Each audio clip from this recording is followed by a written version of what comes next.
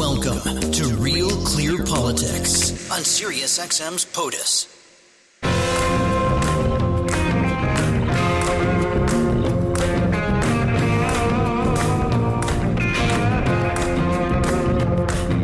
Welcome to Real Clear Politics on SiriusXM for Wednesday, January 8th. I'm Andrew Walworth, and I'm joined today by RCP Washington Bureau Chief Carl Cannon and RCP White House correspondent Phil Wegman. So, gentlemen, President Joe Biden gave a rare sit-down interview with Susan Page of USA Today. It's on the RCP front page, so everyone can read it today. He told Page that he thought he could have beaten Donald Trump in November, but he also admitted that he may not have had the strength and vigor to serve out 4 more years in office. So, Phil, it's pretty standard for an outgoing president to give this sort of an exit interview. But, Biden has given reporters so little access that this one really stands out. What'd you make of the interview? The interview itself is significant, as you mentioned, Andy, because access has been so limited to President Biden. It's still unclear whether or not we're going to get a final press conference from the outgoing president. But I think you nailed it there. On his way out the door, Joe Biden is still dogged by questions about his age and acuity because he is the oldest president who has ever been in the Oval Office. I found it remarkable, though, that he says in one breath, I still could have beaten Donald Trump. And then in the other, he opens sort of the door to the possibility that he wouldn't have been up to the job. That's certainly not how my interview with Real Clear Politics when I wanted this job went. I didn't say, I don't know. I don't know if I'll be up to it. In 4 years. In 4 years. But that reflects the gerontocracy of our current politics, where politicians are competing not just against their opponents, but also against Father Time. Yeah. Carl, it was a pretty friendly interview, but there was this one tell that I thought was interesting about the president's health. Susan wrote, through an interview that stretched for nearly an hour, Biden was engaged and loquacious, though at times he spoke so softly that it was difficult to hear him.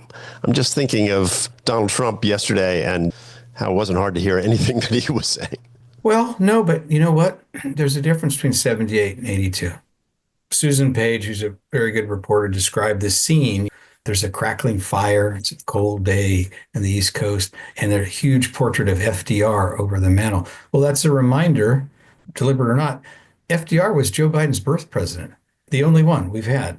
He was president, he won 4 terms. He died shortly after being elected for the 4th term. That's how old Joe Biden is. Ronald Reagan left office at 78, and he was considered too old, and he had moments where he was slipping. Now, it doesn't seem that he had Alzheimer's yet then, but he was showing the effect of his age, Reagan. Trump's vigorous now, but, the difference between 78 and 82, look, some people doesn't matter. I know vigorous people. A guy I golf with is 80, and he doesn't show any signs of slowing down. Aging process is capricious, but that was the issue that overshadowed this interview, and it really overshadowed in the end Biden's presidency. Remember, Andy and Phil, when Obama picks him as the vice presidential running mate, this is 2008. He says, "Now, Joe, this is as far as it goes. You're going to be too old," and he didn't heed that. But a lot of Democrats kind of wish he would have. Yeah. He said, Phil, another thing that was interesting. He was talking about the meeting he had with Trump in the Oval Office. And he said that Trump praised him and said, this was the quote, he was very complimentary about some of the economic things I had done. He thought I was leaving with a good record. Not sort of what you heard from Donald Trump throughout the campaign, but what do you make of that? Not what we heard from Donald Trump during the campaign or yesterday's press conference, but I don't doubt it for a minute. The president-elect tries to ingratiate himself with people through flattery. He's done this with reporters behind closed doors. I wouldn't be surprised that when he was there in the Oval Office, if Trump, to sort of lighten the mood a bit, gave a few compliments. What I found most interesting about this interview, though, was Joe Biden saying that one of his biggest regrets is the failure to police misinformation. And that's just remarkable because if you look at this presidency, it's one that's been bookended by the misinformation issue. During the 2020 election, Facebook and Twitter censored the Hunter Biden laptop story. During the Biden administration, they leaned on big tech giants to censor media outlets. And now on his way out the door, this is his greatest regret, not, deterring Russia's invasion of Ukraine, not some of the decisions that he made during the pandemic. I think it's pretty telling. Carl? It was a scandalous answer, really. The biggest regret for a commander in chief should be what happened at the Kabul airport. And it's his worst legacy that he's gone along with a party that doesn't even like the First Amendment anymore, that doesn't believe in freedom of speech or freedom of expression, that believes in censorship. And he's saying, I wish I had done more of it. Kind of shocking, really.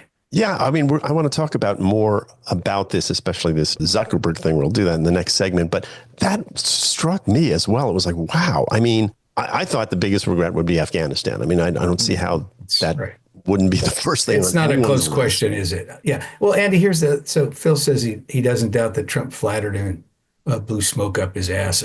I don't either. He yesterday said Jimmy Carter was a fine president. So, I mean, Trump is promiscuous with praise as well as insults. People sometimes forget this. On the other hand, I don't necessarily consider Joe Biden a credible source. Maybe that's a hazard of having covered him too long. But I mean, in his first campaign back in the 80s, there was something came up and he told us, well, how smart are you, pal? I got 2 degrees. I was top my class at Syracuse. I did this, that, and the other thing. None of it was true. So I would also take that with a grain of salt, Phil. Does it sound in character for Trump? Sure. But it's also in character for Biden to lie. So, the other regret, he said, Phil, was he wasn't very good at taking credit for what the government had done under his administration, which, again, just shows, I don't know, sort of a lack of candor or self-reflection. Both those answers sort of struck me as sort of bad, I guess.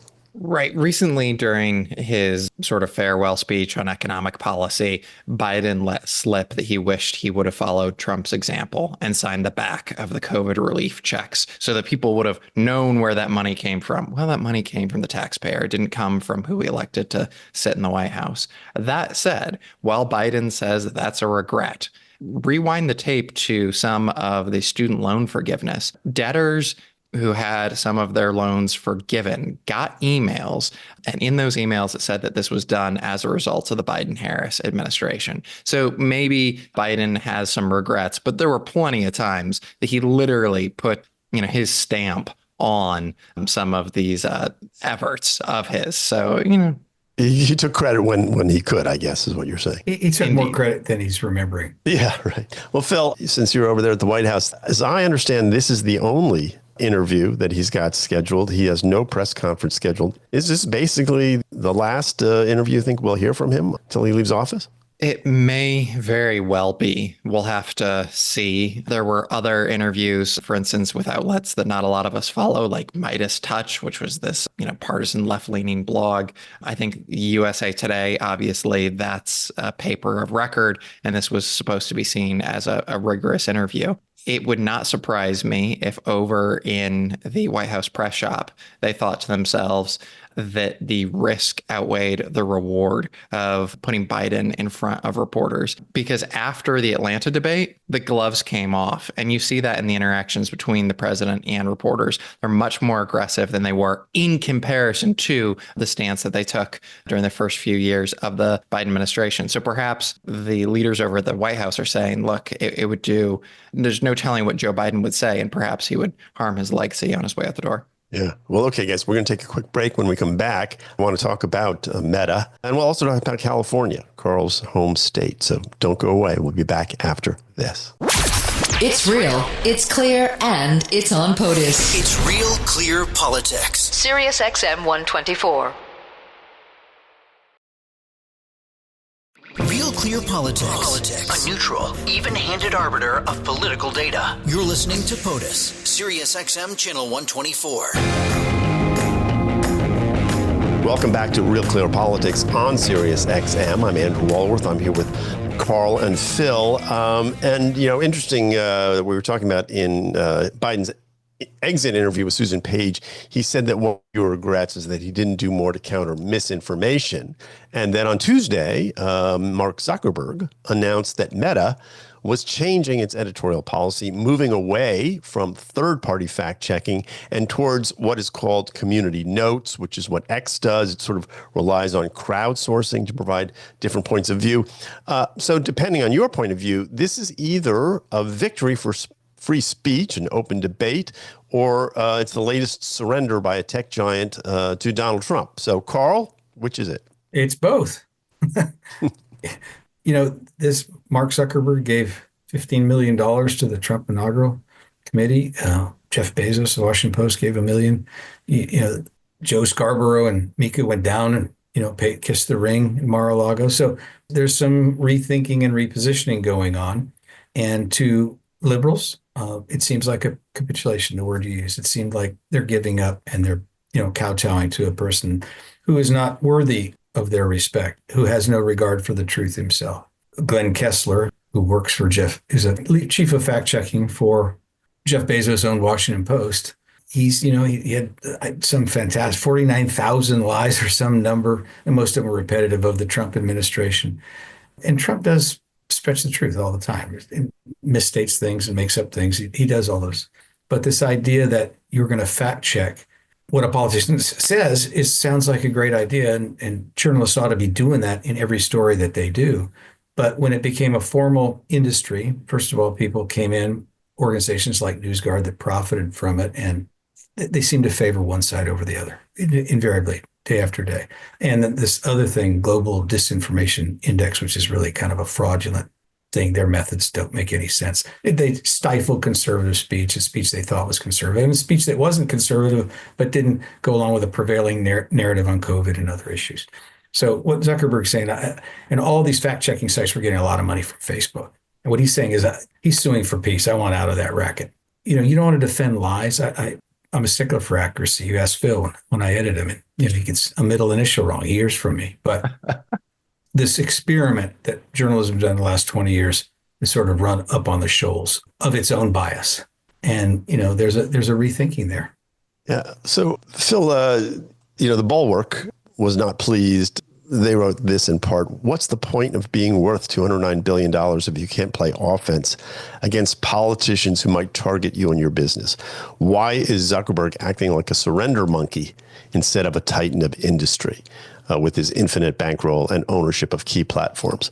So it is a question, I think, that's legitimate to ask, which is, would he have made this move if Donald Trump wasn't in the White House? If Harris had won, would they be revisiting this sort of thing? Well, before I get to your question, the headline from that Bulwark piece is purported journalist complains that oligarch doesn't prosecute opinions that are unfavorable. My goodness. Right. Seriously? Yeah. And don't you think for a minute that given this waffling of these sort of robber barons currently, that the winds might not change and the infrastructure that's set up to disfavor right of center speech could be used to disfavor left of center speech? Do you have any type of reflection? My goodness. But to your first question, certainly, right? During that press conference yesterday, Trump was asked if he thought that Zuckerberg was responding to the threats that Trump had made against him. And the president-elect said probably. We saw Zuckerberg more than happy to get along with the Biden-Harris administration. They were working almost hand in glove with them to, take down certain stories. And that's documented in texts and emails. That's not, conspiracy mongering.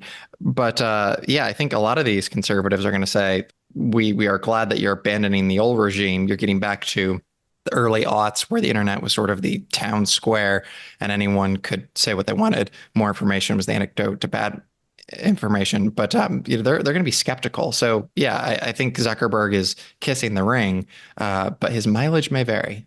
Well, Carl, what does this mean for the industry that has really grown up around fact checking?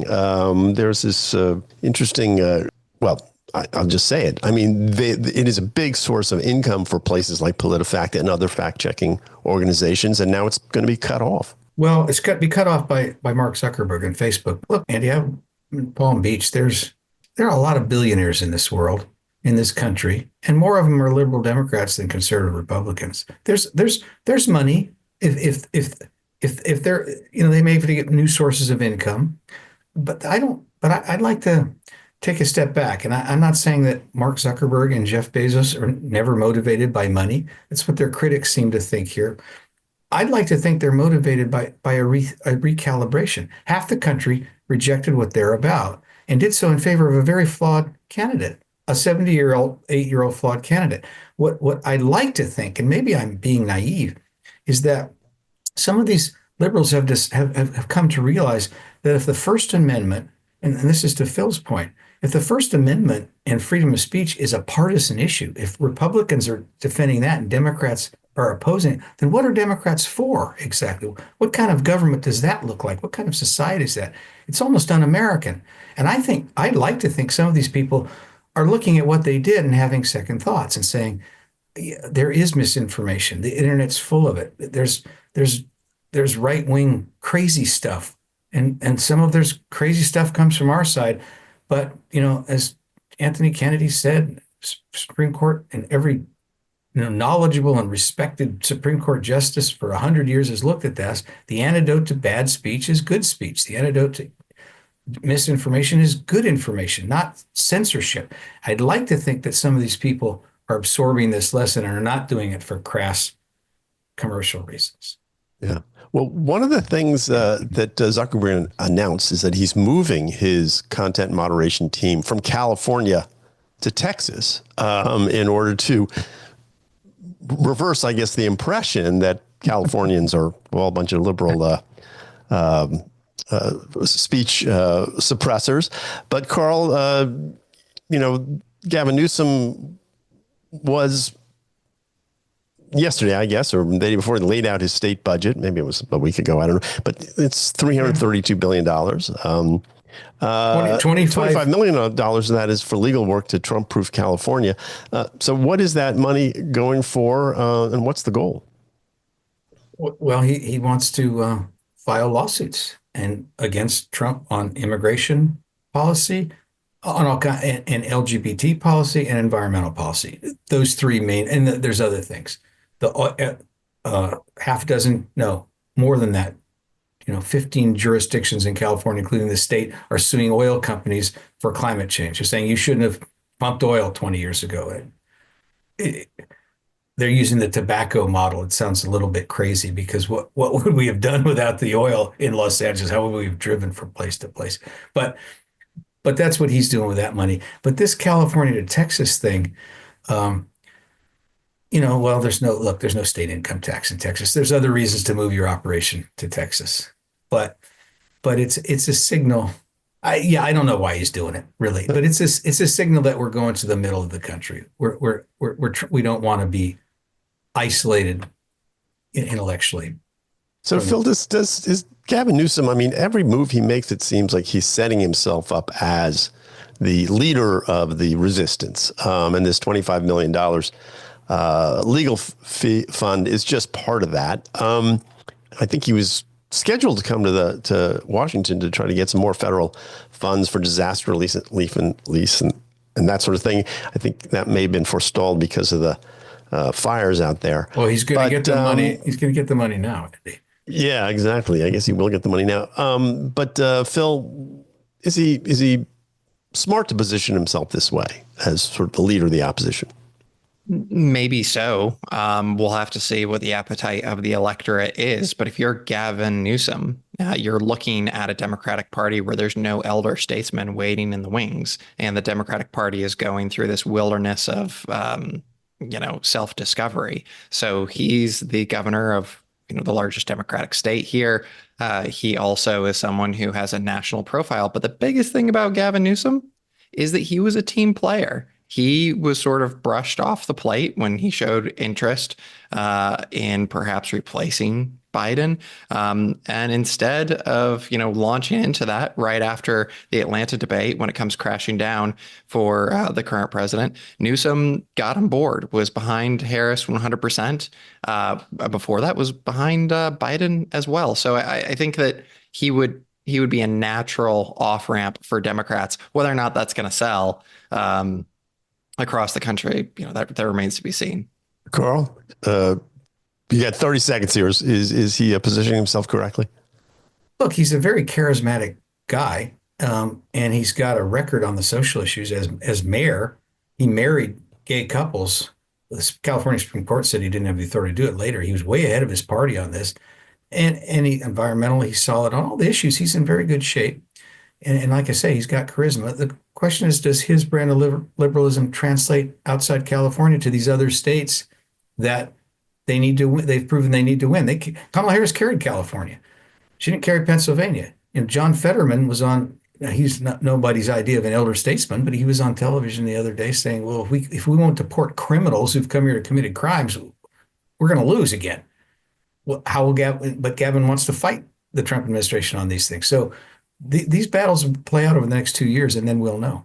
Yeah. Well, we're going to take a break. When we come back, Carl is going to be here, and he's going to talk with Real Clear Investigations writer Adam McKay. Sorry, let me do that again. Well, guys, we're going to have to leave it there. When we come back, though, Carl will talk with Real Clear Investigations writer Adam McKay about this long-awaited FBI report on Russiagate.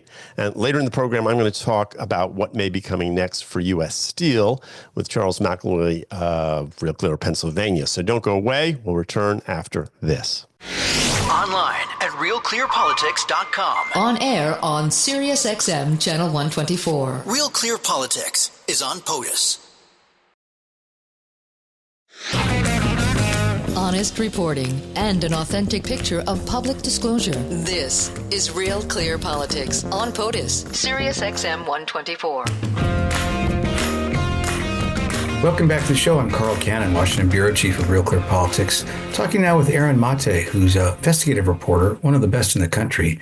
And he's written a piece. He writes for Real Clear Investigations and other publications. He's written a piece we had this week on Real Clear Investigations front page and also on the front page of Real Clear Politics about the FBI is still withholding the rationale for how it started to investigate Donald Trump in 2017. Aaron, we're now going to inaugurate Donald Trump again in a few days. And so it's 4 years later, we still don't know. 8 years later, we still don't know how this happened. We don't. And it's very striking. Trump is coming back to power on a promise to reform the FBI, to clean up the overreach of the national security state. But yet, so many years later, as you said, we still do not know the basis for the FBI deciding, while Trump was in office, to open up a counterintelligence investigation personally targeting him. Now, this investigation followed the initial Trump-Russia investigation, Crossfire Hurricane, which was launched on July 31st, 2016, during the height of the campaign. But after Trump wins, in May 2017, so Trump is now in his fourth month in office, Andrew McCabe, who was the deputy director of the FBI, and at this point had recently taken over from Jim Comey, who Trump had fired just days earlier, decides that he has grounds to open up an investigation of Trump as a literal agent of Russia. So on top of the fact that you have the FBI already investigating Trump's campaign and Trump's circle for possibly conspiring with Russia to win the 2016 election, now McCabe decides that he's going to order up a second investigation personally targeting Trump himself, of acting on behalf of the Russian government.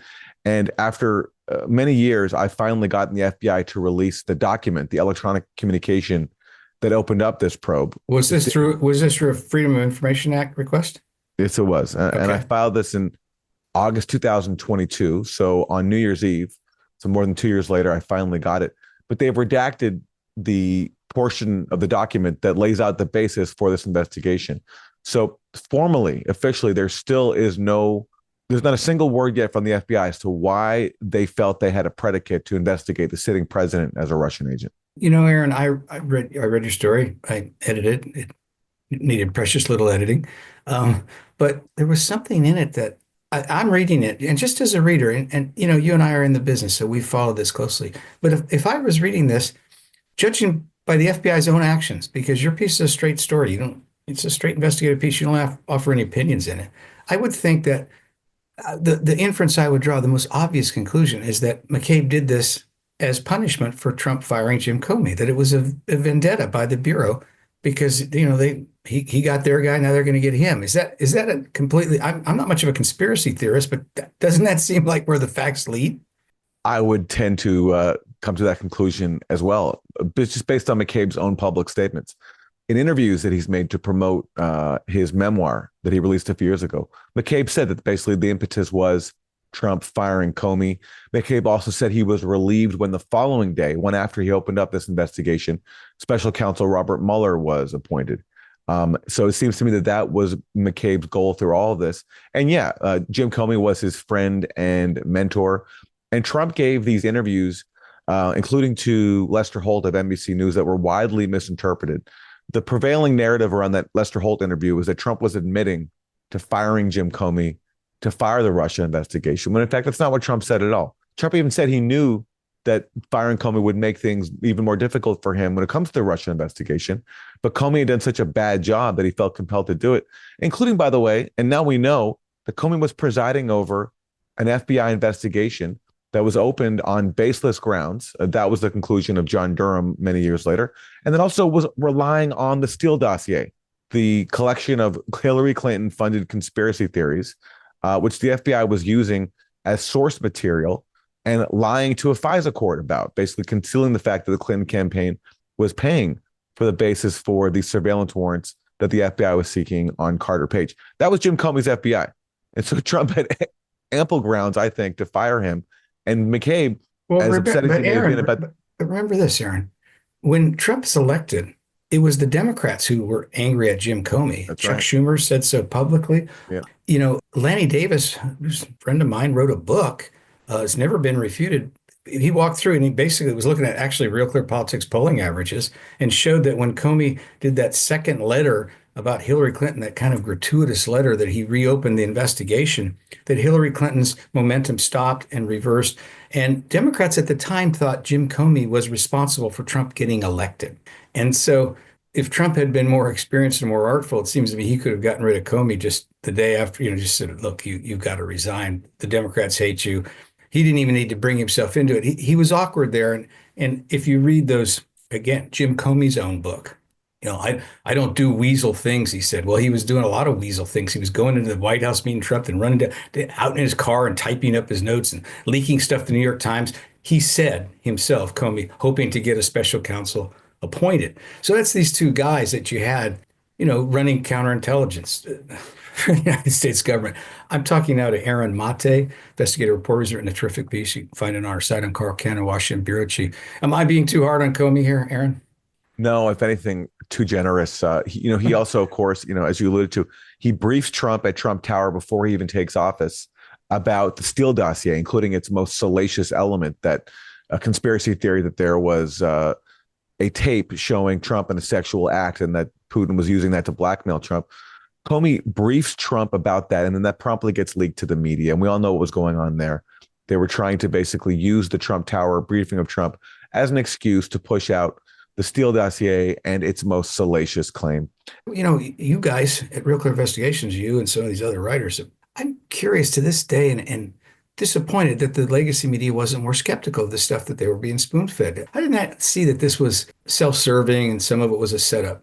The whole reason why, for me, this was such a big story is because the establishment media did such a terrible job. They all bought into it for reasons I can only speculate. I mean, there was a lot of support for the Democratic Party establishment, I think, among the media class. People didn't like Trump. He was an outsider. He wasn't part of official Washington. He certainly was an unusual candidate. And this was also coming from the FBI and the CIA. And unfortunately, despite the legacy of the Iraq War, a lot of journalists have come to identify with the intelligence agencies and just act as stenographers for what they say rather than be skeptical, which is what a journalist is supposed to do. Well, my generation, Aaron, liberal journalists were very skeptical of the FBI. Didn't believe anything they said. And they'd tell you chapter and verse why, how they infiltrated the anti-war movement during the Vietnam era, tried to get Martin Luther King to kill himself, literally. This was an FBI operation. But somehow there was no institutional memory in the press for what the FBI was capable of, because the FBI had switched targets. Now they were going after conservatives or populists instead of liberals or communists. And the journalists went right along with them. And my own view is if we'd been true to not just our own ethics, but if we had a historical memory, we wouldn't have been so easily duped. It was really extraordinary. And there was just no use of critical thinking skills at all. And there was just this pattern of downplaying or omitting countervailing facts. So whatever that came out that basically undermined the prevailing conspiracy theory about Trump being in cahoots with Russia was either just buried at the bottom of an article or it was excluded altogether.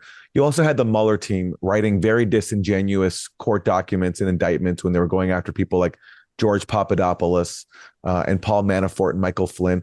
They wrote these indictments to make it appear to the unknowing readers that they had something here, is that they were going after this grand Russia conspiracy, when really, if you read between the lines, they really had absolutely nothing. And we're just employing creative writing to give the false appearance that they had something here when it comes to collusion. And the media just went along with it. For cable news networks, this was big for ratings, for liberals who were desperate to believe in this fantasy that Trump was going to be caught in a grand Russia conspiracy and that was going to be what undid him. But for journalism, I mean, as we've seen now, this was a disaster. But amazingly, you still have the fact that the Washington Post and New York Times received Pulitzers over this, and those haven't been revoked. So there's a lot of reckoning yet to be done. Well, the Pulitzer, they didn't take away the reporting Walter Durante during the Soviet Union in the 30s. So maybe the Pulitzer board is being true to its questionable tradition, precedent. But the papers could give them back themselves if they wanted to. I want to ask you something else. You said the Democratic establishment.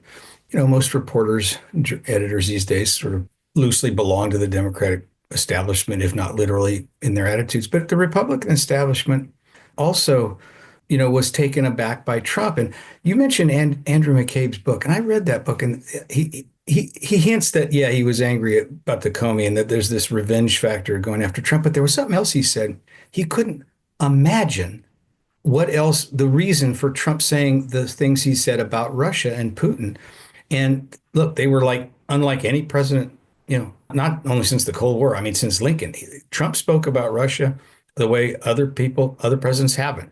And in my own view, personal view, was that he's right that the establishment view is right, and that Trump was wrong. But you talk about a failure of imagination. McCabe can't imagine why Trump would say, to his mind, irresponsible things about Russia, except if he was a Russian agent. That's kind of preposterous, because Trump was saying kind of loosely worded irresponsible things about every subject under the sun. The more logical thing, it seems to me, to be FBI say, well, we got to watch this guy. He didn't know anything. But no, they go right from a dumb statement to, oh, he's a Russian agent. That never made sense to me. What do you make of that? Yeah, I mean, I think a lot of this is the impact of growing up in the Cold War, and people like McCabe sort of buying into a system where you're just taught that, Russia is the enemy. And so when someone comes along like Trump saying we should cooperate with Russia, it'd be good to have a good relationship with them, it doesn't register. It sounds crazy, and it sounds like he must be a traitor, like a Manchurian candidate. I think a lot of people, including McCabe, fell into that. What I think personally, what Trump was saying was actually, just my own opinion, was when he talks about getting. Well, I gave you mine, so you're entitled. Go ahead. Well, just like when Trump talked about how we shouldn't, on the campaign trail, he said we shouldn't have a World War III over Ukraine, and he said it'd be good if we got along with Russia because they're a top nuclear power. And to me, that made a lot of sense, and I think to a lot of voters too, after living through the Iraq War and then the Obama years, when you had Obama, overthrowing the governments in Libya, trying to overthrow the government in Syria. People were tired of these wars. And so a president like Trump talking about cooperation, I think that appealed to people. And I think that scared people in power who weren't ready for that type of policy. And that's why, by the way, I mean, and this is an important aspect of this story. Paul Sperry, a Real Clear Investigation, has reported on this. Right before McCabe opens up this counterintelligence probe of Trump, they re-engage Christopher Steele, the FBI does, who they haven't talked to in many months but what happens back in November 2016, they terminate Steele as a source because he's talking to the media, and he's being too so he's been out of the picture for a while. All of a sudden, right before McCabe opens up this probe, Bruce Orr is asked to re-engage with Christopher Steele by the FBI, and the reason is pretty obvious. They now want Steele's help to build a new case against Trump. This is McCabe's case for espionage, working as a Russian agent, and also obstruction of justice in the firing of Comey. So that's how desperate they were to go after Trump, that they even were willing to re-engage with Christopher Steele.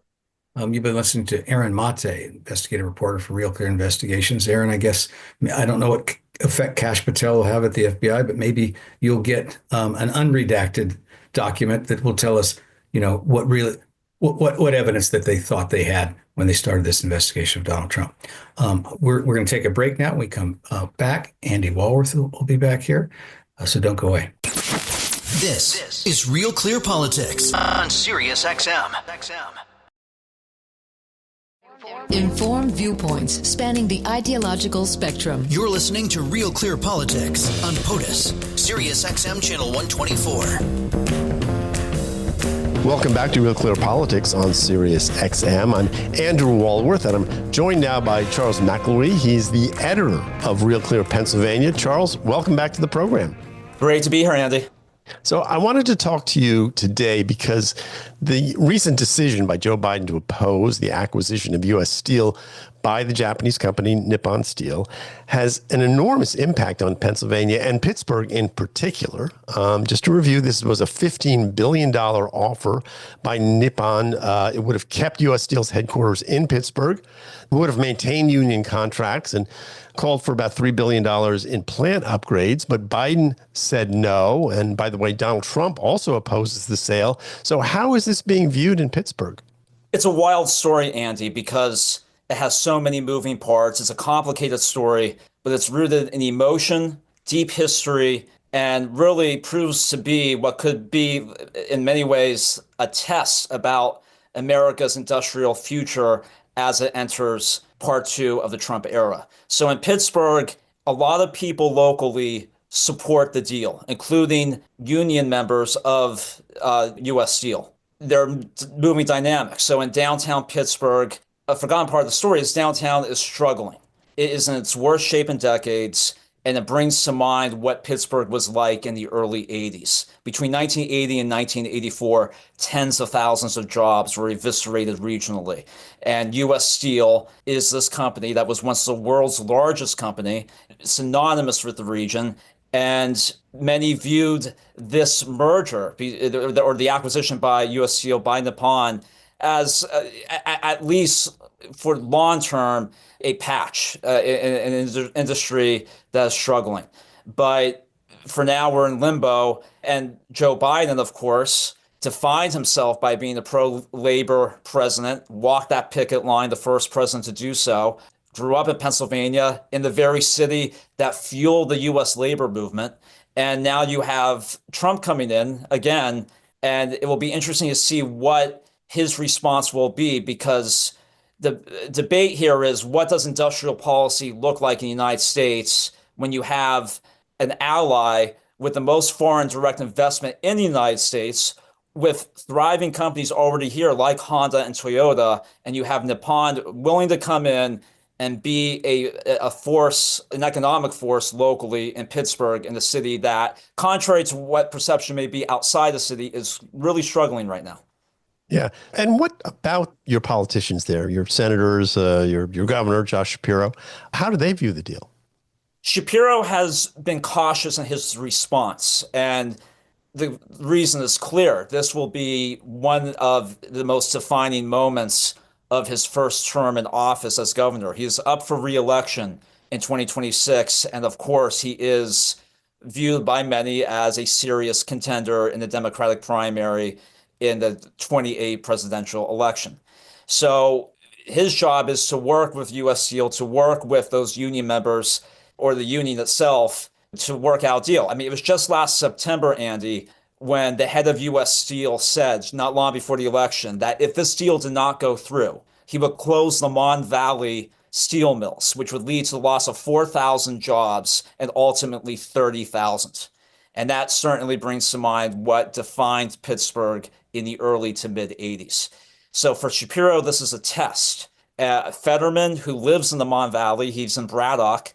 He's with Biden in terms of killing the deal. McCormick has, similar fashion to Shapiro, given a response that I think we'll have a clear idea of where McCormick stands once Trump is in office. But generally, we're in the sense of limbo. But for Shapiro, there is precedent here. When he was Attorney General, he worked out a deal between what is the University of Pittsburgh healthcare system, UPMC, the largest non-governmental employer in Pennsylvania, which ironically enough is headquartered in the skyscraper that was built by U.S. Steel in the 70s in downtown Pittsburgh.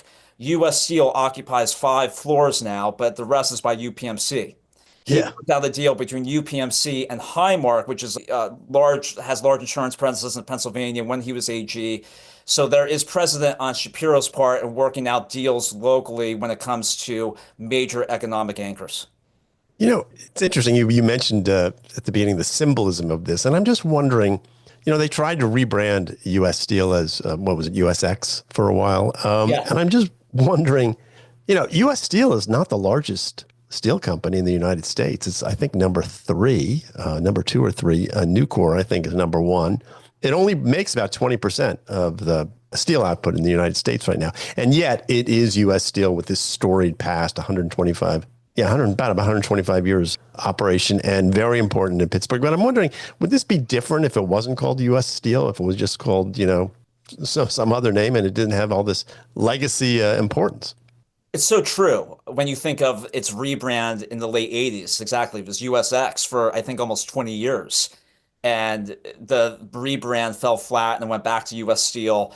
But when you hear US Steel, to most Americans, they just immediately think of economic strength, what defined this country. This is a company, after all, that supplied through steel our armaments in two world wars. The ore from US Steel laid out the railroads that went out west. So this company built America and mobilize us during wartime. So it's rooted in that sense of history, which I think is so common in Pennsylvania, not just in Western Pennsylvania, but statewide, that in this culturally fractious state, you have people who remember what their communities were like. But in the case of US Steel, even though it's diminished compared to what it was before the collapse of the industry in the early 80s, it's still a presence. People still work in the mills. They're still Yeah. operating. In many cases, mills going back to the 1870s are still in operation. So even though Pittsburgh itself has transitioned to an eds and meds economy, it's still not enough to sustain the region. And at a time when we are reevaluating what industrial policy is in America, bringing back those supply chains, uh, bringing industry here, this Pennsylvania, par for the course, the all-important state in electoral politics, may prove to be the most important tests in terms of what industrial policy looks like in America once Trump comes back into office and he has to deal with this issue. Yeah. Nippon and U.S. Steel, they filed a suit to reverse this decision. They claim it's largely political, not based on national security interests. And this sort of the timeline of this, Biden had planned to announce this in September. Then he was told by Pennsylvania politicians to wait until after the election. He did so. That gives that sort of argument some credibility. And I'm just wondering, if the idea was to keep U.S. Steel as a going concern, they've got sort of two options now, it seems to me. One is they let this deal go through and they let Nippon Steel. Japan is our ally. Let's not forget that. They, as you've pointed out earlier, they operate U.S. auto plants here with great success. And they've got that, or it's got to be some sort of government bailout, doesn't it have to be? I mean, aren't those the only two options for a viable future for the company? And there's precedent there, of course, with the auto bailout under Obama during his administration. So yeah, that's one scenario that would certainly come to mind, and we could think back to the late aughts in terms of what happened on that front. But somehow, some way, the future of U.S. Steel, based on this decision by Biden, is uncertain, and it raises a lot of policy and legal questions too, including when it comes to the Committee on Foreign Investment and what national security means when it comes to supply chains and foreign investment in those supply chains. Yeah. Japan is an ally at a time when China, of course, will figure largely as a rival or adversary when it comes to economic discussions in the coming administration. So how can Japan engage? And this Nippon deal, exactly. I mean, before the election, um, a, a lot of those steel workers were for the deal, and they were also for Trump. I mean, when you think Yeah. of union workers in the Mon Valley, they're Right. exactly the very type of demographic that defines the realignment of this era. They were Obama to Trump voters who went for Trump again, and and many of them are actually for this deal. So Yeah. it remains Well, unclear, but fascinating to gauge. Yeah, well, Charles, it's always great to talk to you. You've been listening to Real Clear Politics on Sirius XM. Our guest has been Charles McElwee. He is the editor of Real Clear Pennsylvania, and I'm sure we'll be checking back with you in the months ahead as this deal develops. You can read more about Pennsylvania politics on his site. Like I said, it's realclearpennsylvania.com. That's our show for today. I'm Andrew Walworth. Thank you for listening. I hope you'll join us here again tomorrow, and have a great evening. The Politics of the United States. This is POTUS on Sirius XM Channel 124.